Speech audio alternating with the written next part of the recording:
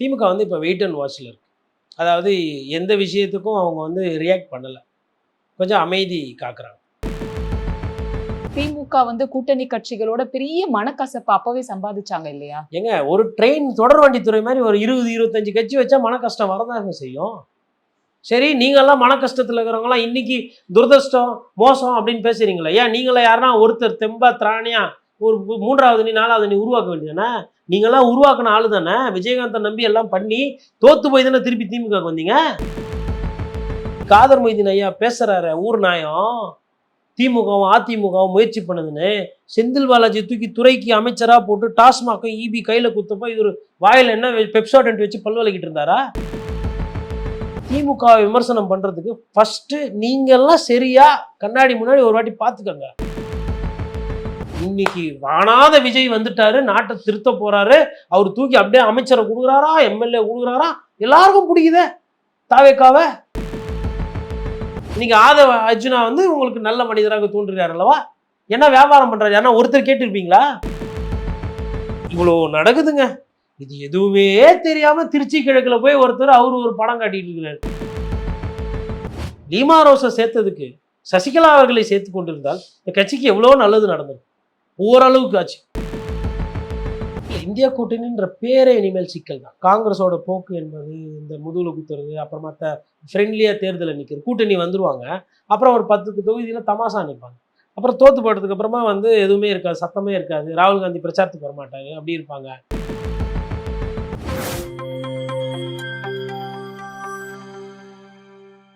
நேற்றைய தினம் திருச்சி கிழக்குல விஜய் அவர்கள் அது கிட்டத்தட்ட ஒரு பிரச்சார மேடை மாதிரி தான் இருந்தது. நமக்கு இடைத்தேர்தலுக்கு வருவதற்குண்டான பிரச்சாரம். அப்புறமா வரப்போற பாராளுமன்ற தேர்தல் கூட்டணி எப்படி அமைய போகுது அப்படிங்கிறதும் நமக்கு வந்து புரிய ஆரம்பிச்சிருக்கு. துரை வைகோ அவர்கள் பேசிய பேச்சு, இப்போ வந்து திமுகவுடைய நிலைப்பாடு என்ன, இது எல்லாமே வந்து நம்ம யோசிக்கக்கூடிய நிலையில இருக்கோம் இல்லையா? இப்ப முதலில் வந்து ரிவர்ஸ்ல இருந்து போவோம். ஃபர்ஸ்ட் வந்து திமுகவோட நிலைப்பாடு. திமுக வந்து இப்போ வெயிட் அண்ட் வாட்ச்ல இருக்கு. அதாவது எந்த விஷயத்துக்கும் அவங்க வந்து ரியாக்ட் பண்ணலை, கொஞ்சம் அமைதி காக்குறாங்க. சட்ட ஒழுங்கு பிரச்சனை, மக்கள் பிரச்சனையை ஒண்டி பேசுகிறாங்க. தங்களுடைய கூட்டணி கட்சிகள் மீது இருக்கக்கூடிய அந்த கோவத்தையோ அதையோ வந்து விசிகா வெளியில் போன நேரத்தில் வெளிப்படுத்தினாங்க. ஐயா ஆராசா போன்றவர்கள் கொஞ்சம் கடினமான வார்த்தைகள், மோசமான சொல்லாடல் பயன்படுத்தினார். அதுக்கப்புறம் ஒரு கேப். அதுக்கப்புறம் அவங்க யாருமே எதுவுமே பேசல. ஐயுஎம்எல் கூட காதர் மைதீன் அவர்கள் ஐயா போய் வெளியிலலாம் ஆமாம்மா இப்படி நடந்தது, ஆமாம்மா அப்படின்னு நடந்தது, ஆமாம்மா இப்படி நடந்தது, ஆமாம்மா அப்படின்னு நடந்தது, இப்படிலாம் பேசிட்டு வர்றாரு. ஆமாம்மா உங்களுக்கு என்ன நடந்தது, ஆமாம்மா விஜய் சார் என்ன சொன்னார், அதெல்லாம் கேட்டால் தெரில. ஆனால் திமுக அதிமுக பேசினாங்க தெரிது. தாவேக்காலேருந்து அதிமுகவுக்கு அமைச்சருங்க கிட்ட பேசினாங்களே முன்னா, அது என்னன்னா தெரில. தாவேக்காவும் அமமுகவும் பேசினாங்களே அது என்னாச்சு, ஏன் அந்த எம்எல்ஏ இங்கே போனார் அங்கே போனார் அப்புறம் இங்கே வந்தால் தெரில.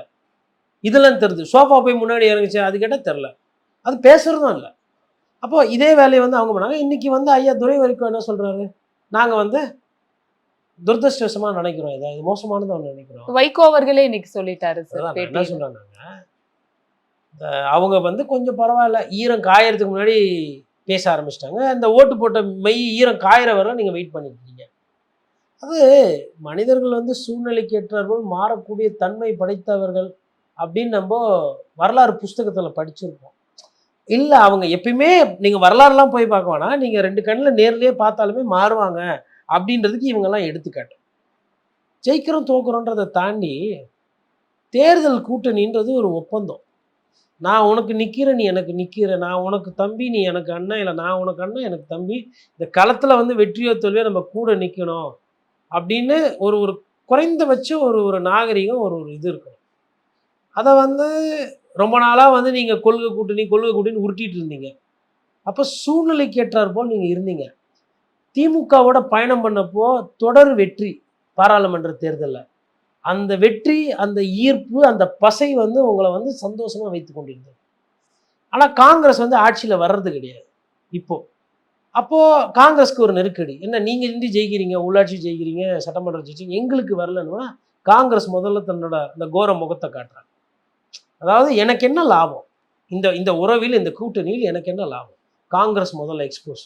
அதுக்கப்புறமா இந்த 108 இதே ஒரு 138 வந்துட்டு இருந்தா இவங்களை யாரும் கூப்பிடல, சட்டை பண்ணலன்னா இவங்க என்ன பண்ணியிருப்பாங்கன்னா அதே திருப்பி மறுபடியும் பழைய அதே உருட்டு. இது கொள்கை கூட்டணி, நாங்கள் தானா சேர்ந்த கூட்டம் அல்ல, பாஜகவை வீழ்த்தாமல் விட. இப்போ இங்கே பாஜக என்ன சங்கு சக்கர மாதிரி ஜிங்குன்னு வந்து ஆடிச்சு தமிழ்நாட்டில். பாஜக என்ன பண்ணிச்சிங்க? அவங்களுக்கே மாநில தலைவர் இருப்பாரா இல்லையான்னு தெரியல. அமித்ஷா தலையில் துண்டை போட்டு என்ன பண்ணுறதுன்னு தெரியாமல் கூப்பிட்டுருக்குறாரு. இதுதான் நிலைமை பாஜக நிலைமையில். அப்போது அப்படி இருக்கும்போது எது பாசிச பாஜகன்னு ஒரு வார்த்தையை சொல்லிட்டு தனக்கு வேணுன்ற அரசியல் பண்ணிக்கிறது, நமக்கு வேணுன்ற அரசியல் பண்ணிக்கிறது. அப்படி பண்ணி தான் போயிட்டு அண்ணா அறிவாலயத்துக்கு போனீங்க, கூட்டணி இருந்தீங்க, சீட்டு வாங்கினீங்க, எல்லாம் பண்ணீங்க, நல்லா தான் போச்சு. ஆனா நல்லா போச்சுன்னு சொல்ல முடியுமா சார்? திமுக வந்து கூட்டணி கட்சிகளோட பெரிய மனக்கசப்பு அப்பவே சம்பாதிச்சாங்க இல்லையா? ஏங்க ஒரு ட்ரெயின் தொடர் வண்டித்துறை மாதிரி ஒரு 20-25 கட்சி வச்சா மன கஷ்டம் வரதாங்க செய்யும். சரி, நீங்கள்லாம் மன கஷ்டத்தில் இருக்கிறவங்களாம் இன்னைக்கு துரதிருஷ்டம் மோசம் அப்படின்னு பேசுறீங்களா? ஏன் நீங்கள யாருன்னா ஒருத்தர் தெம்பா திராணியா ஒரு 3வது அணி 4வது அணி உருவாக்க வேண்டியதானே? நீங்களாம் உருவாக்கின ஆளு தானே. விஜயகாந்தை நம்பி எல்லாம் பண்ணி தோத்து போய் தானே திருப்பி திமுக வந்தீங்க. ஜெயிச்சிருந்தா அன்னைக்கே போயிட்டுப்பீங்க. உங்களுக்கு வந்து திமுக அதிமுக இல்லாமல் 3வது ஒரு ஒரு உருவம் இல்லை 3வதா ஒரு ஒரு அமைப்பு கிடைக்குமான்னு சொல்லிட்டு ரொம்ப வருஷமாக காத்துக்கிட்டு இருந்த கூட்டம். புரியுதுங்களா? எது ஒரு 3வது கட்சி வந்தாலும் அது பேர் என்னது 3வது அணி அப்படின்னு ஒன்று உருவாக்கும்.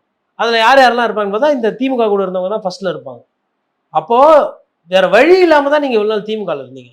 இப்போ உங்களுக்கு ஒரு வழி வருதுன்னு விட்டு ஓடி வந்துட்டு அந்த பழம் புளிக்கும், ஐயோயோ ரொம்ப புளிக்கும், இல்லை அது எனக்கு போன மாதமே புளிச்சுது, இப்படி தான் பேசிகிட்டு இருக்கீங்க. நீங்கள் தான் இனிக்க பேசினீங்க, கொலாவுனீங்க.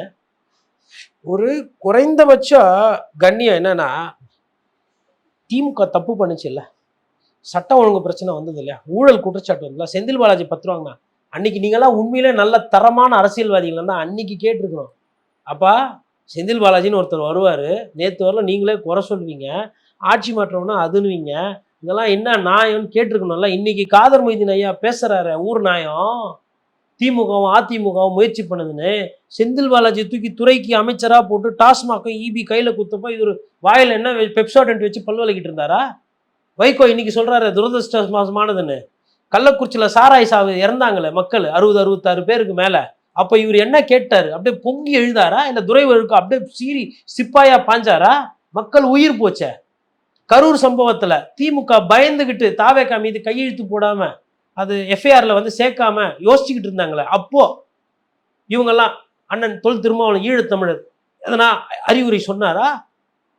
சட்ட ஒழுங்கு பிரச்சனை சரியில்லாமல் லாக்அப்பில் நிறைய பட்டியலின மக்கள் செத்தாங்களே, போலீஸ் தூக்கிட்டு போய் அடித்து அஜித்குமார்லாம் அது மாதிரி நிறைய பேர் செத்தாங்களே. இவர் என்ன அப்படியே சமூக நீதி பயங்கரமாக பேசினாரு. அன்னைக்கெல்லாம் கம்பெனி இருந்துட்டு ஆட்சியில் நல்லா பங்கு, அது இது ஆட்சியில் தான் பங்கு இல்லை, மற்றபடி அமைச்சர் அலுவலகம் போகிறது வர்றது, எம்எல்ஏ போய் பார்க்குறது, மனு கொடுக்கறது எல்லாம் நடந்தது இல்லை, அதெல்லாம் நல்லா இருந்ததுல்ல. இப்போ ஐயோ திமுக புளிக்கிறது, ஐயோ திமுக மோசம், ஐயோ திமுக அதிமுகவுடன் பேசிக்கிறது, ஐயோ உதயநிதியும் எடப்பாடி பழனிசாமி ஃப்ரெண்ட்ஸாக இருக்கிறாங்க. ஏன் நீங்கள் ஃப்ரெண்டாக இருந்தீங்களே இவ்வளோ நாள்? அப்போ நல்லா இருந்தேன். நான் என்ன சொல்கிறேன்னா, திமுக விமர்சனம் பண்ணுறதுக்கு ஃபஸ்ட்டு நீங்கள்லாம் சரியா கண்ணாடி முன்னாடி ஒரு வாட்டி பார்த்துக்கோங்க.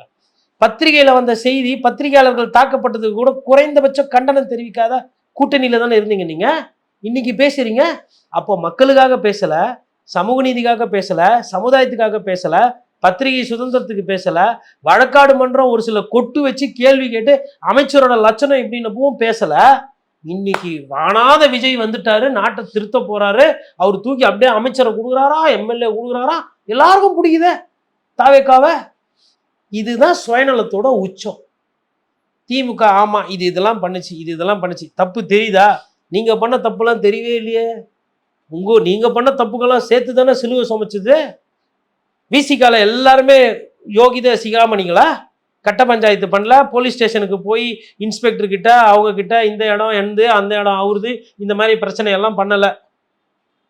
இந்த ஒரு சில திருமணத்துக்கெல்லாம் போயிட்டு உங்கள் ஆளுங்கெல்லாம் பஞ்சாயத்தெல்லாம் பண்ணலை. அங்கங்கே அடிதடி சண்டைலாம் நடக்கவே இல்லை. சாதி ரீதிய பிரச்சனை எல்லாமே வந்து எதிரில் இருக்கவங்க தான் காரணம். நீங்கள் எதையுமே முன்னெடுக்கலை. அப்படி எடுத்துக்கலாமா? அப்போ அதெல்லாம் என்ன? அதாவதுங்க எல்லாம் 5 வருஷம் ஆயிட்டு இன்னைக்கு அந்த கட்சி தோத்து போச்சுன்னு இந்த கட்சியை இந்த மாதிரி வச்சு பண்ணுறீங்களே, இதுக்கு பேர் என்ன? இது திமுகவோட பரிதாபங்கள். இப்போ அதிமுகவோட பரிதாபங்களுக்கு வரும். இன்னைக்கு அந்த அம்மையார் தோத்து போயிட்டாங்க. அந்த கட்சி பழைய சிதைவு பல பிரச்சனைக்கு நடுவில் 47 சீட்டு ஜெயிச்சிருக்கு. நீங்கள்லாம் நீதிமான்கள் தானே, நீங்கள்லாம் நல்ல பெரிய மனிதர்கள் தானே, அரசியலில் நல்லா நிலையாக இருக்கணும், மக்களுக்காக அரசியல் பேசணும். யாருன்னா ஒருத்தர் தாவேக்காவை கூப்பிட்டு ஐயா அதை பாரியா நீ கேட்ட 118 நாங்கள் கொண்டாந்து கொடுத்துட்டோம், கவர்னர் கிட்ட சொல்லிட்டோம், கவர்னர் ஆட்சி வரக்கூடாது, பாசிச பாஜக பாயாசம் வரக்கூடாதுன்னு சொல்லிட்டு தான் நாங்கள் உருட்டி நாங்கள் உனக்கு முட்டு குத்துன்னு இருக்கிறோம். எங்கள் முட்டை விட உனக்கு வந்து சொந்த முட்டு தான் கேட்குதுன்னா அப்போ எங்கள் முட்டை நாங்கள் விலக்கிக்குவோம், இது தப்பு அப்படின்ற அந்த தைரியம், அந்த ஒரு சுயநலமற்ற ஒரு அரசியல், சுத்தமான அரசியல் கம்யூனிஸ்டுக்காரர்கள் பேசுறாங்க இல்லையா? மற்றவங்க எல்லாம் ஏன் வாய் மௌனியா இருக்கிறீங்க? அமைச்சரவை கொடுத்துட்டாங்கன்னு அமைதியா இருக்கிறீங்களா?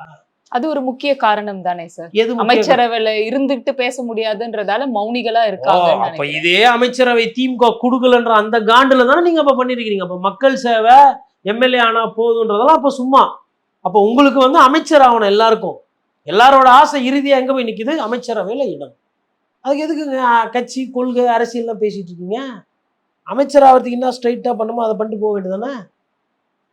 அப்போ எதுக்கு கொள்கை கூட்டணி கில்கை கூட்டணி எல்லாம் பேசுனீங்க? எதுக்கு நாங்கள் வந்து ஒன்றாக தான் இருப்போம் இந்தியாவின் பேர் வச்சுக்கினீங்க இந்திய கூட்டணின்னா? எதுக்கு தமாஸ் பண்ணிட்டு இருக்கிறீங்க அப்போ இவ்வளோ நாள்? அப்போ பூரா நடிப்பு. இப்போ இன்னைக்கு வெளியில வருதா? இந்த தேர்தல் கண்ணாடி மாதிரி யார் யார் என்னன்றதை அப்புறப்படுத்துது. அதிமுகவுக்கு எடப்பாடி பழனிசாமியே பிளவுக்கு பேர் போனவர், எல்லாரையும் அனுப்புவார். அவரே எதிர்பார்க்காத அளவுக்கு வெளில போகிற அளவுக்கு தாவேக்கு அரசியல் பண்ணி கொடுக்குத கேட்டிங்களா? அதிமுக தொண்டன் ஒருத்தர் செத்து போனான், ஒரு அரசியல் ரீதியாக ஒரு கட்சியோட தொண்டன். உங்கள் கட்சியிலையும் எல்லார் கட்சியிலையும் தொண்டா இருக்கிறான்ல, உங்கள் தொண்டை இப்படி யாருன்னா எழுதி வச்சு உயிர் விட்டுருந்தா நீங்கள்லாம் என்ன பண்ணியிருப்பீங்க? ஐயோ அப்பா அம்மான்னு கத்திருப்பீங்கல்ல, ஆகாயத்துக்கும் மேகாயத்துக்கும். ஒரு கட்சியினுடைய தொண்டை வாழ வேண்டியவன் இறந்து போயிட்டான். எதனால இறந்தான்? கடன் தொல்லையா? இல்லை அவனுக்கு வீட்டில் வேற எதுனா பிரச்சனையா? அரசியல் கேவலமாக இருக்குது, மட்டமாக இருக்குது, மானங்கட்ட அரசியல், இதெல்லாம் ஒரு அரசியலாக தூன்னு சொல்லிட்டு எரிச்சி கொண்டு போயிட்டாரு. அதை கண்டிக்கிறதுக்கு யாருன்னா இருக்கிறீங்களா? எதிர் சைடில் இந்த நாயத்தை கேட்டிங்களா? ஏன் இதெல்லாம் நடக்குது? ஏன் குதிரை பேர அரசியல் நடக்குது? லீமா ரோசி யாரு கேட்க வேண்டியதுன்னா கேட்டிங்களா? அவங்க தான் ஐயோ இதுக்கும் நானுக்கும் சம்மந்தம் இல்லை, அதிமுக தாவேக்காவும் பேசிச்சு, அதுக்கப்புறம் நடுவில் கொஞ்சம் பக்கத்தை காணும். இன்னைக்கு ஆதவ அர்ஜுனா வந்து உங்களுக்கு நல்ல மனிதராக தோன்றுகிறார் அல்லவா? என்ன வியாபாரம் பண்றாரு? ஏன்னா ஒருத்தர் கேட்டிருப்பீங்களா? இன்னைக்கு போய் இன்னொன்னு திருமா சார் பேசுறாரு, இவர் தானே ஆதவ அர்ஜுனை கொண்டு வந்தாரு. அவர் என்ன தொழில் பண்றாரு? அவர் என்ன அப்படியே கொடிகாத்த குமரன் அந்த அந்த கொள்கையை அப்படியே தூக்கி பிடித்தாரு, இல்லை நெசவு தொழிலா அவங்களது? நீங்க அவரை கூட்டின்னு வந்து விசிகால வளர்த்து விட்டீங்க, திமுகல பழக விட்டீங்க, கட்சியில இன்னைக்கு தாவேக்கால அவர் தான் எல்லாமே பண்றாரு. எந்த மாதிரி நபர்கள் உங்களை சுத்தி இருக்கிறாங்கன்றது பார்க்க மாட்டீங்க. நீங்க சொல்லுங்க, காணொலி பார்க்குறவங்க கிட்ட நான் கேட்குறேன், லாட்ரி சீட்டு தொழில் பண்றது நல்ல தொழிலா கெட்ட தொழிலா? லாட்ரி சீட்டால நிறைய குடும்பம் அழியுது, நாசமா போகுதுன்னு சொல்லிட்டு அம்மையார் ஜெயலலிதா இந்த லாட்ரி சீட்டு தமிழ்நாட்டில் வரக்கூடாதுன்னு தள்ளி வச்சாங்களா இல்லையா? சட்டம் லாட்ரி சீட்டை முதல்ல இருக்கக்கூடாதுன்னு தான் சொல்லுது. ஒருவேளை தேவைப்பட்டால் ஒருவேளை அப்படின்றதா அரசியல் சாசனமா இருக்கு. அப்போ லாட்ரி வியாபாரம் பண்றவங்களுக்கு முக்கியத்துவம் கொடுத்து அமைச்சராக்கி அதிகாரத்துல முக்கியத்துவம் கொடுத்து அழகு பார்த்து அவங்க கொடுக்குற காசையும் வாங்கிட்டு நீங்களாம் அரசியல் பண்றீங்களே, உங்களெல்லாம் யார் கேள்வி கேட்குறது? இதுல எடப்பாடி பழனிசாமி உட்பட லீமா ரோஸை சேர்த்ததுக்கு சசிகலா அவர்களை சேர்த்து கொண்டிருந்தால் இந்த கட்சிக்கு எவ்வளோ நல்லது நடந்தது. ஓரளவுக்கு ஆச்சு. அட்லீஸ்ட் அம்மையார் ஜெயலலிதாவோட ஃப்ரெண்டு ஏதோ ஒன்று போட்டது போச்சு. லீமா ரோஸ் வந்தவொடனே என்ன ஆச்சு? உங்களுக்கே சிக்கலாச்சா? அவர் கிடையாது, நாங்கள் தான் கட்சி, கொறடா உத்தரவு மீறி, அப்புறம் வேற வழி இல்லைன்னொன்னே திருப்பி வந்தோம். அப்போது இதெல்லாம் பாருங்க, இது இவ்வளோ நடக்குதுங்க. இது எதுவுமே தெரியாம திருச்சி கிழக்குல போய் ஒருத்தர் அவரு ஒரு படம் காட்டிட்டு இருக்கிறாரு. சார் இன்னமும் அவர் முதல்வர் டோனுக்கே வரலையே சார். அவர் இன்னும் தன்னோட ரசிகர்களை மட்டுமே அட்ரஸ் பண்ற மனநிலையிலே இருக்காரு.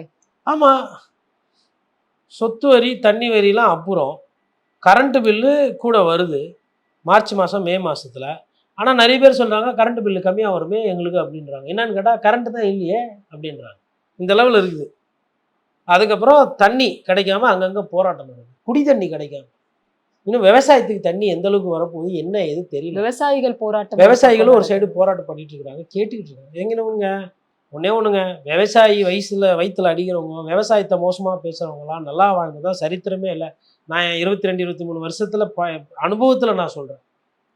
அந்த மக்களுக்கு பொதுமக்களில் நானும் ஒருத்தனை கடமைப்பட்டிருக்கிறேன். அதாவதுங்க, ஒரு அந்த வீடுகள்லாம் திருத்துறைப்பூண்டி, நான் சொல்கிறேன் கீழ்வேலூர், திருவாரூர், கந்தர்வக்கோட்டை, அதுக்கப்புறமா அந்த சைடு பார்த்தீங்கன்னா நீங்கள் தருமபுரி, அதுக்கப்புறம் கிருஷ்ணகிரி, அதுக்கப்புறமா வந்து உங்களுக்கு ஈரோடில் ஒரு சில இடங்கள் எல்லாம் போய் பார்த்தீங்கன்னா ஒரு சில வீடுகள்லாம் விவசாயிகள் வீடு பார்த்தீங்கன்னா இந்த வீட்டில் எப்படி படுத்து தூங்குறாங்க, பாம்பு கிம்பு வந்துருமோ நைட்டில், இதில் என்ன பாதுகாப்பு? செவரே இருக்காதுங்க, நீங்கள் ஓங்கி தள்ளினீங்கன்னா சாஞ்சிரும்.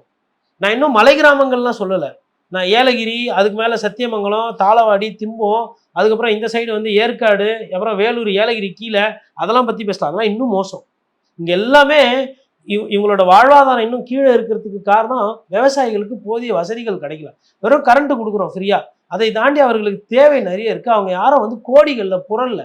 அது புரிஞ்சிக்காம கடனை ரத்து பண்ணுறேன்னு சொல்லிட்டு அப்புறம் அவங்களுக்கு வலிமை இல்லை, அவங்களால கோர்ட்டுக்கு போக முடியாது, அவங்களால எதுவும் பண்ண முடியாதுன்னு சொல்லிட்டு அவங்கள ஏமாத்துறது இன்னும் அரசியல். ஏன் கேட்க வேண்டியதானே? 3-4 பேர் கூட்டணியில் இருக்கீங்களா? ஏன் காதர் மொய்தீன் கேட்க வேண்டியதானே? இல்லை அண்ணன் எழுச்சி தமிழர் கேட்க வேண்டியதானே? இல்லை சிபிஐ சிபிஎம் இது சிபிஎம் கேட்பாங்க, எனக்கு அந்த நம்பிக்கை இருக்குது. மற்றவர்களாம் கேட்க வேண்டியதானே? காங்கிரஸ் கேட்க வேண்டியதானே? ஏன் சார் விஜய் சார் இப்படி பண்ணுறீங்க? இல்லை சார், இது வந்து நம்ம மறுபரிசீலனை பண்ணணும். அன்றைக்கி திமுக ஒரு சிலதெல்லாம் கேட்டிங்கல்ல, இப்போ கேளுங்களேன். ஆனால் மோசமான அரசியலாக சொல்கிறேன். அவர் சொன்னது சரி, கரண்ட்டு கூட கொடுக்க வேணாம்ப்பா, அது ஆல்ரெடி கரண்ட் கிட்டத்தட்ட ஏமாற்றியாச்சு மக்கள். ஆனால் ஒரு ஆர்டர் போட்டாச்சு, வந்துச்சு, அரசாணை வந்துச்சு, இவ்வளோ அவ்வளோதான். யார் என்ன போய் கேட்க முடியும்? அவங்களா பார்த்து குத்தாதான் போச்சு. அவர் தான் எல்லாம் அடுத்த தலைமுறை தயார் பண்ணுறாரு. அவர் என்ன வந்து கஷ்டப்படுத்துகிறாங்க, என்ன வந்து இது பண்ணுறாங்க, சதி நடந்தது, அது அந்த நடந்தது. விக்டிம் கார்டை வந்து ஏன் ப்ளே பண்றாரு சார் திரும்ப திரும்ப? ஏன்னா அதுல ஒரு சென்டென்ஸ் அவர் சொன்னது, ஏன் நாலாம் கோட்டு போடக்கூடாதா, நீங்களா கோட்டு போடக்கூடாதுன்னு யார் சொன்னது? முதல் கேள்வி. அண்ட் இவர் ஒன்னும் ஒரு அடி மட்டத்தில இருந்து வந்தவர் கிடையாது. இவரே ஒரு ராஜகுமாரன் மாதிரி வாழ்ந்தவர் தானே, வாழ்ந்துட்டு இருக்கிறவர் தானே. இப்ப நாலா கோட்டு போடக்கூடாதான்ற கேள்வி ஏன் வந்தது? சும்மா வந்து தமாஸ்க்கு தொண்டர்களை உசுப்பேத்தி விடுறது. நானே பேசியிருக்கிறேன், அவரெல்லாம் கோட்டு சூட்டு போகிற தமிழ்நாட்டில் வேட்டி சட்டை போட்டு போனால் இன்னும் அழகாக இருப்பாருன்னு தான் நான் சொன்னேன். நான் விமர்சனமாக கூட சொல்லலை, அதை சொல்லிவிட்டு அதுக்கு பின்னாடி இருக்கிற வியாபாரத்தையும் சொன்னேன்.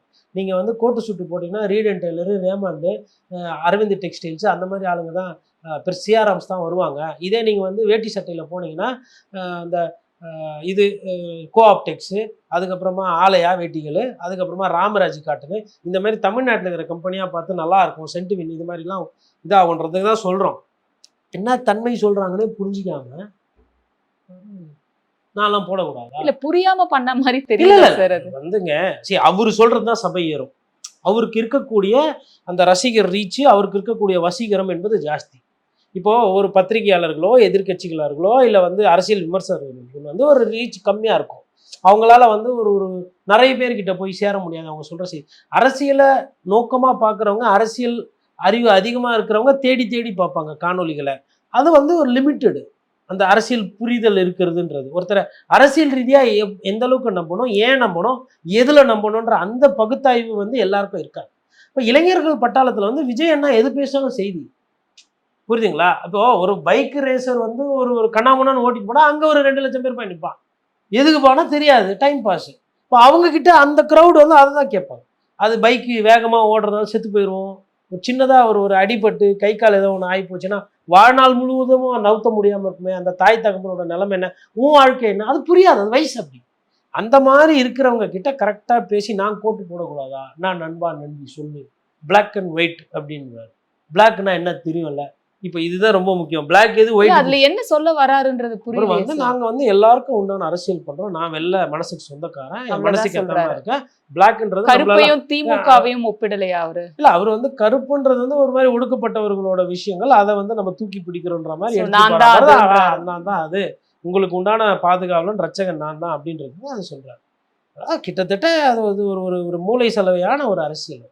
அந்த அரசியல்ல ஆக்கப்பூர்வமான அரசியல், மக்களுக்கு சார்ந்த அரசியல், சுத்தமான நீர், சுகாதாரம், வேலை வாய்ப்பு, வாழ்வாதாரம், பெண் விடுதலை, பெண் பாதுகாப்பு, படிப்பறிவு, பகுத்தறிவு கூட வேணாம், பகுத்தறிவு வச்சுட்டு என்ன பண்ணுறது?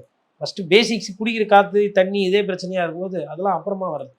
அதெல்லாம் வந்து இல்லாத ஒரு விஷயமா இருக்குது. ஏன்னா அவர் பகுத்தறிவுன்னு தான் பேசிகிட்டு இருக்காரு. எது ஊராமுட்டை கட்சியிலேருந்து ஆளை கூப்பிட்டு வரதான் பகுத்தறிவு. அவருக்கு வந்து கொள்கை தலைவர் பெரியார். அது வேறு இன்னொரு டைலாக், ஊராமுட்டு நெய்யெல்லாம் ஸ்வீட்டு செய்யக்கூடாது, ஆனால் அதிமுக எம்எல்ஏ ஓட்டு எடுத்து நமக்கு போட்டுக்கலாம், அது ஊராமுட்டை ஸ்வீட்டு கிடையாது, அது நல்லா இனிக்குது, கேட்டால் அவங்களே எடுத்துன்னு வந்து ஸ்வீட்டு கொடுத்தாங்க அப்படின்றது. அதெல்லாம் நம்புற மாதிரியா இருக்குது? அவ்வளோ நல்லவர்களா? நேத்தும் மற்றும் சிலர் அப்படின்னு சொல்லி அவர் வந்து அவரு ஒரு விஷயம் தெளிவா ஒரு அரசு ஆரம்பத்துல இருந்து அந்த ஸ்ட்ராட்டஜி அது என்னன்னா தெளிவு இருக்கு. அவர் என்ன நினைக்கிறாருன்னா, அதிமுகன்ற ஒரு கட்சியை வந்து முடிச்சுட்டா அதனுடைய அந்த வாக்கு வங்கி நமக்கு வந்துடும். திமுக எதிர்ப்பு தான் அதிமுக எதிர்ப்போம், நம்ம திமுக எதிர்ப்போம் நம்ம டைட்டாக பண்ணி நம்மளுக்கு அந்த கரிஸ்மா இருக்குது. அதுவும் வந்து ஒரு தலைவரை வச்சு ஒரு கட்சியாக நடந்துச்சு. இதுவும் வந்து ஒரு தலைவரை வச்சு கட்சியாக நடக்குது. எடப்பாடி பழனிசாமியை விட எனக்கு வந்து முக வசீகரம், எனக்கு கவர்ச்சி, எனக்கு வந்து ரீச் எல்லாமே அதிகமாக இருக்குது. அதனால அதிமுக ஒன்ஸ் ஃபார் ஆல் முடிச்சு விட்டுட்டா, அதிமுகன்ற ஒரு கட்சி இல்லாமல் போயிடுச்சுன்னா எனக்கு வந்து 34% வாக்கு வங்கி இது கூடும். மேபி 40, 45 போகும். அதனால அங்கேருந்தா எடுக்க முடியும். அதனால் அங்கேருந்து நான் எடுக்கிறேன். நீங்கள் வந்து பொதுமக்கள் வந்து அதை நம்பாதீங்க. அது போயிடுச்சு, அது கதை முடிஞ்சிச்சு, விட்டுருங்க. நான் தான் இனிமேல் எல்லாருக்கும். இப்போ ஒரு சில பண்ணையார் இருப்பார், படத்துலலாம் காட்டியிருப்பாங்க. ஒரு வீட்டில் வந்து முக்கியமானவர் தவறிட்டு இருப்பார். அப்போ அங்கே ஒரு வெள்ளையும் சொல்லியுமா ஒருத்தர் வந்துட்டு, என்னப்பா வேண்டியதெல்லாம் பாருங்கப்பா, எல்லாம் எடுக்க வேண்டியதெல்லாம் எடுங்க, சொந்தத்துக்கெல்லாம் சொல்லிட்டீங்களாப்பா அப்படின்னா அந்த குடும்பத்தில் இருக்கிறவங்கள பார்த்து சொல்லுவார், ஒன்றும் நீங்கள் கவலைப்படாதீங்க, இனிமேல் உங்களுக்கெல்லாம் நான் தான் அப்படின்னு சொல்லிட்டு கணக்கு பிள்ளை கொடுப்பா. அப்படியே அந்த நஞ்சா புஞ்சா அது கணக்கெல்லாம் இருக்குது, அதெல்லாம் வந்து இந்த சாவு எடுத்து போகிறதுக்கு கடன்லாம் நிறைய செலவு இருக்குது, அதெல்லாம் நம்ம பார்த்துக்கலாம், அதெல்லாம் வந்து கொஞ்சம் வீட்டில் இருக்கவங்க எழுதி வாங்கிடுப்பா அப்படின்னு சொல்லிட்டு போவார் பெரிய மனுஷன். அந்த மாதிரி வேலை தான் இது. அங்கே வந்து கிட்டத்தட்ட ஒரு மோசமான சூழ்நிலை இருக்குது. நீங்கள் உங்கள் கட்சியை வளர்க்குறத விட்டு, உங்கள் கட்சியில் ஆள் சேர்க்கறத விட்டு, அந்த கட்சியை போய் பொழுதுக்கும் வந்து நோண்டிகிட்டு இருக்கீங்க. ஏன் சொந்தமாக பொய்க்கால் குதிரைன்னு சொல்கிறாங்க உங்களை, அப்பயாச்சும் விடலாம்ல. அது ஒரு சில தொண்டர்கள் கேட்குறாங்க, அதிமுகவில் நாங்கள் என்ன தாவேகாக்கு துரோகம் பண்ணுவோம், ஏன் விஜய் இப்படி பண்ணுறாரு, ஏன் விஜய் இவ்வளோ மோசமாக மலிவாக மட்டமான அரசியல் பண்ணிட்டே கேட்குறாங்க. கள்ளக்குறிச்சியிலேருந்து விழுப்புரம் கள்ளக்குறிச்சியில் ஒரு மாதிரி டிஃப்ரெண்ட்டான அதிமுக தொண்டர்கள். இப்போ இந்த வாட்டியும் பார்த்தீங்கன்னா சேலம் அந்த பெல்ட்டெல்லாம் ஜெயிச்ச இடம். ஆனால் கேட்குறாங்க, விஜய் அண்ணாக்கு அதிமுக நாங்கள் என்ன பண்ணோம்? அவர் வந்து கரூரில் பிரச்சனையானப்போ எங்கள் பொதுச் செயலாளர் எடப்பாடி பேசலையா? நாங்கள் வந்து எதனா சமூக வலைத்தளத்தில் எதனா பேசணுமா? இல்லை வேற எந்தெந்த பிரச்சனையும் வந்தது, அவர் தனிப்பட்ட வாழ்க்கையில் பிரச்சனை வந்தது, அதை நாங்கள் எதனா அதிமுக எதனா அதை பற்றி பேசணுமா? இல்லை அதுக்குள்ளே போனோமா? இல்லை அவர் சொத்து வரி கட்டாமல் இது இன்கம் டேக்ஸ் அதில் நாங்கள் எதனா பேசணுமா? இல்லை நாங்கள் வேற எதனா பண்ணோமா? அப்புறம் கூட்டணிக்கு இவர் வருவாருன்னு சொல்லிட்டு தேவையில்லாமல் வார்த்தையை விட்டு அதுக்கப்புறமா அசிங்கப்பட்டோமே, எதனா பண்ணோமா? ஆனால் அவர் என்ன பண்ணுறாரு அதிமுக? அப்போ அவருக்கு வந்து அந்த ஒரு குற்ற பார்வை வந்து இருந்திருக்கு. அதாவது அதிமுகன்ற ஒரு கட்சியை வந்து எடுத்துக்கணும், அதை வந்து சிதைக்கணும், அதை உடைக்கணும், பிளக்கணுன்ற எண்ணம் இருந்த காரணத்தினால தான் ஒரு அதிமுகன்ற அந்த வார்த்தையை பயன்படுத்தாமல் அதை அப்படியே கூடு விட்டு கூடு போயிற மாதிரி எடுக்கிறதுக்கு அதை பார்க்குறாரு. வெளியில் அதை பற்றி பேசவோ சொல்லவோ இல்லை. ஏன்னா இது என்னைக்காக இருந்தாலும் நான் இதை தூக்கணும், என்னைக்காக இருந்தாலும் நான் இதை அடையணும், என்னைக்காக இருந்தாலும் நான் இதை இழுக்கணும் அப்படின்றது அவருக்கு இருக்குது. அதனால தான் அவர் எடப்பாடி பழனிசாமியை பார்க்கவும் பேசவும் பழகவும் கூட்டணி கூட ஒத்துக்கல. ஏன்னா இதை கூட்டணி வச்சு நான் இது பண்ண மாட்டேன், இதை நான் எப்படி பண்ணணும்னு எனக்கு தெரியும் அப்படின்றது தான் அவரோட பார்வை. அதுக்கு தான் அம்மையார் ஜெயலலிதா அம்மா உணவகத்தில் ஃபோட்டோ எடுத்து இவர் ஃபோட்டோ வச்சுக்கிறது பண்ணுறதெல்லாம் அப்படி தானே இருக்குது. இப்போ கலைஞர் திட்டம் அது மாதிரி எதனா பண்ணார் அவர்? ஏன்னா திமுக வந்து ஓகே இருக்குது, திமுக குடும்ப அரசியல் பேசி எதிர்த்துட்டே இருக்கலாம், கொள்கைகள் எதோ ஒன்று உருட்டி கட்டி எதிர்த்தே இருக்கலாம். அப்போ இந்த இடத்துல நான் தான் இருக்கணும், வேற யாரும் இருக்கக்கூடாது. மிச்சம் இருக்கிறது எல்லாத்தையும் அல்லு சில்லு சொல்லி காலி பண்ணிவிட்டு நான் ஒண்டி அந்த இடத்துல வந்து உட்காந்துருவேன். திமுகவை எதிர்த்து நான் அப்படியே கொஞ்ச நாள் அரசியல் பண்ணி ஓட்டி, அவ்வளோதான். மக்கள் நலன் இருக்கா இல்லையா? அதிமுகவில் வந்து லேப்டாப் கொடுத்தாங்களே, ஆடு மாடு கொடுத்தாங்களே, கோழி கொடுத்தாங்களே, பெண்களுக்கு வந்து தாலிக்கு தங்கம் கொடுத்தாங்களே, திட்டம் கொடுத்தாங்களே, அதெல்லாம் நம்ம அது அப்படின்னா என்னன்னே நமக்கு தெரியாமல் நம்ம வந்து 2500 சொல்லிட்டு கூட அதை கூட கொடுக்க முடியாமல் உட்காந்துக்கிறோமே, அதெல்லாம் எதுவுமே கிடையாது. அது கட்சி, அதாவது இவர் இப்போ தேதியில் அவர் திருச்சியில் பேசுறது முழுக்க முழுக்க அரசியல். மக்களுக்கு உண்டான திட்டங்கள், மக்களுக்கு உண்டான இன்ஃப்ராஸ்ட்ரக்சர், அதை பற்றிலாம் எதுவுமே பேசணும். சரி, இப்போ இந்தியா கூட்டணியில திமுக இருக்கிறதுன்றது வாய்ப்பு இல்லை, அங்கே டிவிகே வந்து அப்படியே ரீப்ளேஸ் ஆகி இந்த கூட்டணி கண்டினியூ ஆகுமா? இது எப்படி போகும் சார்? இல்லை, இந்தியா கூட்டணின்ற பேரே இனிமேல் சிக்கல் தான். காரணம் என்னன்னா, மம்தா பானர்ஜி ஃபர்ஸ்ட்ல இருந்தே ஒத்து வரல. காங்கிரஸோட போக்கு என்பது இந்த முதுகுல குத்துறது, அப்புறமா ஃப்ரெண்ட்லியாக தேர்தலில் நிற்கிறது, கூட்டணி வந்துருவாங்க, அப்புறம் ஒரு 10 தொகுதியில் தமாசா நிற்பாங்க, அப்புறம் தோத்து போட்டதுக்கு அப்புறமா வந்து எதுவுமே இருக்காது, சத்தமே இருக்காது, ராகுல் காந்தி பிரச்சாரத்துக்கு வரமாட்டாங்க, அப்படி இருப்பாங்க. அரவிந்த் கெஜ்ரிவாலுக்கு அவ்வளோ பிரச்சனையாச்சு, நீங்கள் என்ன போய் ஒரு டெல்லியில் உட்காந்து எதனா குரல் கொடுத்தீங்க?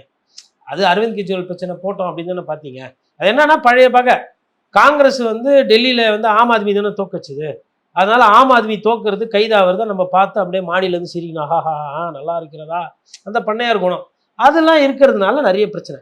ஆர்ஜேடியை இவங்க கொஞ்சம் இறங்கி போயிருந்தாங்கன்னா தேஜஸ்வி என்றைக்கோ முதலமைச்சராக இருப்பார். 1% கீழ் தேர்தலில் வந்து உட்கட்சி பிரச்சனையாலும் காங்கிரஸ் கட்சினாலும் ஆர்ஜேடி பதவி எழுது. அப்படி பதவி இழந்த ஆர்ஜேடி இப்போவும் அவரை முதலமைச்சர் வேட்பாளர் சொல்ல மாட்டோம், நெருக்கத்தில் தான் சொல்லுவோம், பண்ணிக்கினி அந்த கட்சியை ஒன்றுமே எல்லாம் பண்ணிட்டீங்க. கிட்டத்தட்ட திமுகவே அந்த நிலைமைக்கு எடுத்துன்னு வந்து விட்டாச்சு. நீங்கள் என்னைக்கு 33 சீட்டு கேட்டீங்களோ, 33 சீட்டு கேட்டு 28 சீட்டு கேட்டு அதில் 5 சீட்டு தான் ஜெயிச்சிங்களோ, அப்போவே முடிஞ்சு போச்சு. பாதி போயிடுச்சா திமுக கூட்டணி? அதில் அது இப்போ திமுகவை அந்த நிலைமைக்கு ஆக்கியாச்சு. அதனால இனிமேல் வந்து யோசிப்பாங்க நிறைய பேர். நம்ம ஆனா வந்து அவங்க சந்திக்க போறதா ஜூன் முதல் வாரத்துல யாரு? இந்தியா கூட்டணி தலைவர்கள் சந்திக்க போறதா பாதி ஒரு பேர் செய்தி வரவே வந்தது. மாட்டாங்க கூட்டணி. சரிங்க, ஒரு அன்பு ஒரு உண்மைன்றது உண்மையா இருக்கணும்.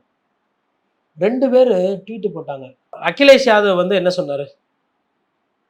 ஜெயிக்கும் போது ஒண்ணா இருக்கிறது இல்ல தோழமைத்தனம். திமுக கூட நாங்க இருக்கிறோம்னு திமுக தோத்ததுக்கு அப்புறம் கருத்து சொல்றாங்க. எப்பா நீ தோத்துட்ட. நேத்து வரலாம் நீ வந்து ஸ்டாலின் அப்படி தென்னிந்தியா பெரிய தலைவர்லாம் பேசணும். அன்னைக்கெல்லாம் அண்ணன் அண்ணன்னு சொல்லிட்டு நீ தோத்த உடனே உன்னை விட்டு ஓடுறதுக்கு நாங்கள் உங்கள் ஆளுங்க மாதிரி இல்லைப்பா. தமிழ்நாட்டில் இருக்கிற கூட்டணி நான் வந்து என் பேர் அகிலேஷ் யாதவ். நான் வச்சுக்கிற கட்சி பேர் சமாஜ்வாதி பார்ட்டி. பாஜக எதிர்ப்புன்றது எனக்கு ஊறி இருக்குது, உண்மையாக இருக்குதுன்றாரு. அதே மாதிரி ஆர்ஜேடி இதுதான் சொல்கிறது தலைமை பண்பு ஆளுமைன்றது. அப்போது ஏன்னா அவரும் அப்படி தான் இருந்தார் நேதாஜி. யாரோ அவங்களோட அப்பா. அதே மாதிரி இந்த சைடு லல்லு பிரசாத் யாதவ் தூக்கத்தில் கூட அந்த பிஜேபியோட அந்த சமரசன்றது கிடையாது, இம்மியளவு கிடையாது. அது ஆர்ஜேடியோட பிளட்டு. அவங்களும் தேஜஸ்வியும் சொல்கிறாப்புல நான் தோற்று போயிட்டேன், ஆனால் ஓட மாட்டேன், களத்தை விட்டு ஓட மாட்டேன், நான் நிற்பேன், நீ வா உனக்கு தெரிஞ்ச அரசியல் பண்ணு, நான் எனக்கு தெரிஞ்ச அரசியல். மம்தா பானர்ஜியும் சரி, அதாவது காம்ப்ரமைஸ்லாம் கிடையாது அரசியலில், காம்ப்ரமைஸ்லாம் கிடையாது. ஆனால் இன்னைக்கு திமுக கூட்டணி இருக்கிறவங்களாம் பாருங்க எவ்வளோ காம்ப்ரமைஸ் தேசிய அளவில், எவ்வளோ அரசியலில். இன்னும் மாநிலத்தில் தான் பதவி மாறிச்சு. மத்தியில் ஒரு வேளை உங்களெல்லாம் கூப்பிட்டு அமைச்சரவைன்னா நீங்கள் என்னென்ன பண்ணியிருப்பீங்க. இங்கேருந்தே பெல்டிஷனே போயிருந்துருப்பாங்க, பல்டிகுமார் மாதிரி, நிதிஷ்குமார் மாதிரி. இங்கேருந்தே அட்ரா ராமான்ற மாதிரி ஆட்சினே போயிருப்பாங்க பெல்டி. வெறும் மாநிலத்தில் போச்சுங்க, ஆட்சி மாறிச்சிங்க திமுக நிலைமை. அதான் ஐயா கண்ணதாசன் சொல்லியிருப்பார், நிலைமை கொஞ்சம் கீழே இறங்கி வந்தால் நிழலும் கூட சிரிக்கும். ஒரு சைடு என்னடா நம்மளோட கூட்டணி கட்சியினுடைய முதலமைச்சர் வேட்பாளர் குளத்தூரில் தோத்துருக்கிறாரு, அவர் என்ன மனநிலையில் இருப்பார், அந்த மனிதர் என்ன செய்யலை குளத்தூருக்கு, எது தப்பாக போச்சு, இந்த நேரத்தில் நம்ம போய் எதுவும் பண்ண வேணாம்னா ஐயா காதர் மைதீன் சொல்கிறாரு, எங்கள் கட்சியிலே நாங்கள் கணக்கெடுத்தோம். ஆமாம், உங்கள் கட்சியில் அப்படியே 20,000 பேர் இருக்கிறாங்க குளத்தூரில் ஒண்டி, கணக்கெடுத்தோம் அது மோசமாக இருக்குன்னு சொன்னாங்க. ஏன் அதை முன்னாடியே சொல்ல வேண்டியதானே? போலீஸு சரியில்லை, பெண் டீம் சரியில்லை, ஏன் சொல்ல வேண்டியதானே? அப்போது உங்களுக்கு அவர் மேலே உண்மையான அக்கறை இல்லை தானே? எல்லாரும் சேர்ந்து அவர் தோக்கிறத வேடிக்கை பார்த்துட்டு அப்புறம் இன்னைக்கு ஆளுக்கு பேசிட்டு இருக்கீங்க. போய் பாருங்க, மற்ற தொகுதியை பாருங்க, அந்த தொகுதியை பாருங்க, கேளுங்க. எனக்கு தெரிஞ்சு இனிமேல் அவர் குளத்தூர்ல நிற்கக்கூடாது. சரிங்க, எதிர்பார்ப்பு இருக்கலாம், ஆனா யாருக்காக யாரை விட்டு கொடுக்கிறீங்கன்றது ரொம்ப முக்கியம். விஎஸ் பாபு ஐயா வந்து எம்கே ஸ்டாலினை விட சிறப்பாக சட்டமன்ற தொகுதியை பார்த்துக்குவாருன்னு எப்போ மக்கள் நினைக்கிறாங்களோ, இது என் மீது விமர்சனம் கூட வரட்டும், எனக்கு அதை பற்றி கவலை கிடையாது. அவர் இனிமேல்ட்டு வந்து டெல்டா பக்கம் போகிறது தான் அவருக்கு நல்லது. இன்றைக்கும் வந்து திருவாரூர் ஒரு காட்சி, எடப்பாடி பழனிசாமி வந்து 23 நிமிஷம் பேசுகிறார், பெரிய கூட்டம் இல்லை. எடப்பாடி பழனிசாமி இங்கே ஆள் இருக்கு, நான் இந்த இடத்தையும் உடைப்பேன் கிடைப்பேன்னு சொல்லிட்டு அந்த தொண்டரை எழுச்சி பண்ணுறாங்க. பின்னாடி ஒரு 4 பேர் வேட்டி கைலி கட்டிட்டு திமுககாரங்க நாம பேசுகிறாரு, பரவாயில்ல தான், இல்லை நல்லா தான் இருக்கும் போல, தேர்தல் பார்ப்போம். திருவாரூரில் என்ன பண்ண முடியும் போது கலைஞரோட பிம்பம் வந்து வேறு மாதிரி இருக்கு, பாகுபலி மாதிரி. திருத்துறைப்பூண்டி கம்யூனிஸ்ட் கட்சியோட கோட்டை, அந்த பெல்ட் அப்படி இருக்குது, அந்த மாதிரி ஒரு இடத்துல போய் நின்றுருக்கலாம். சரி ஓகே, நமக்கு உண்டானது நம்மக்கிட்ட வருதுன்ற மாதிரி ஏதோ ஒரு இருப்பாங்க. அந்த திருவாரூர் அங்கே போய் நிற்காம வேறு இடம் போய் மாறாமல் கொல்லாமல் கொளத்தூரில் போய் நின்று சேகர்பாபு சொன்னதெல்லாம் வேத வாக்கு, அவர் பார்த்துக்கிறேன் எல்லாத்தையும் விட்டுட்டு தோத்துட்டதுக்கப்புறமா இன்றைக்கி ஆளுக்கு ஏன் தோற்றோம், எதுக்கு தோற்றோம், இந்த துரதிருஷ்டவசம் நாங்கள் உதயசூரியன் என்பதுன்னு பேசுகிறீங்க. அந்த உதயசூரியன் கூட சேர்ந்து பயணம் பண்ணு தானே எல்லாம் அறிவாலயத்துக்கு போனீங்க. இன்றைக்கி அந்த கட்சியை போட்டு அப்படி பண்ணுறீங்க. அதேமாதிரி ரெட்டலைக்கு இன்றைக்கி அவ்வளோ அநியாயம் நடக்குது, அவ்வளோ அக்கிரமம் நடக்குது அந்த கட்சியை எதிர்த்து. குதிரை பேர அரசியல் நடக்குது. பணம் நிறைய இருக்கிற ஒரே காரணத்தெல்லாம் ஆட்சியில் பங்கு தரோம், அதிகாரத்தில் நீங்கள் உங்ககிட்ட வெளிப்படையாக கேட்டாங்க, நீங்கள் போயிட்டீங்க. அதே மாதிரி வெளிப்படையாக கேட்டாங்க அதிமுக கிட்ட. உங்களுக்கு காட்டின நியாயம் நேர்மை வெளிப்படைத்தன்மை அதிமுக காட்டியிருந்தா அதிமுகனா அடம்பிடிச்சிட்டு இருந்ததா நான் அமைச்சரவையில் வரமாட்டேன், இல்லை நாங்கள் மக்களுக்கு வெளியில இருந்தால் சேவை செய்யணும்னு சொல்ல அவங்கன்னா கம்யூனிஸ்ட் கட்சியா? வெளிப்படைத்தன்மை இல்லாமல் இருட்டில் யாருக்கும் தெரியாமல் காரில் கையெழுத்து வாங்கி ஒரு சிலர்கிட்ட போய் வீட்டில் தனிப்பட்ட முறையில் அவங்கள ஒண்டி பார்த்து பேசி ஆசை வார்த்தை கூப்பிட்டுட்டு நடக்குது. இதெல்லாம் பேசுறதுக்கு கேட்கறதுக்கு நீங்களாம் கவனம் இருக்கிறீங்க. ஆனால் நீங்கள் பேசுறீங்க இது வந்து மக்கள் ஏற்றுக்கிட்டாங்கன்னு. மக்கள் எவ்வளோ சதவீதம் ஏற்றுக்கிட்டாங்க? 108 பெருசா, இல்லை அதுக்கு எதிராக இந்த 120 சீட்டுக்கு 122 சீட்டுக்கு மேலே பெருசா? சரி, உங்களுக்கு இன்னைக்கு வசீகரம் இருக்கு, உங்ககிட்ட ஆட்சி அதிகாரம் இருக்கு, கூட்டணி இருக்குன்றதுக்கோசரம் மக்கள் போட்ட முடிவை மாத்திட்டு அந்த முடிவு ஒண்ணுமே இல்லை, அதை நாங்க மாத்துவோம், அதை நாங்க கடந்து போவோம், அந்த 15 நாளுக்குள்ள நாங்க மாறி மாறி பேசுவோம், நாங்க 20 நாளுக்குள்ள நாங்க ராஜினாமா பண்ணுவோம், போய் சேர்ந்துக்குவோம், இல்லை பழகிக்குவோம், இல்லை டீமையே மாத்துவோன்றீங்க. எல்லாம் பார்த்துட்டு தானே இருக்கிறாங்க மக்கள். யாரும் கேட்கல. ஏன்னா அவங்களுக்கு இப்போ அவங்க பிரச்சனை பெருசா போயிட்டு இருக்கு மக்களுக்கு. இதெல்லாம் பார்த்துக்கிட்டு இருக்கோம். பல தகவல்கள் பகிர்ந்துக்கிட்டீங்க. நன்றி சார். நன்றி, வணக்கம்.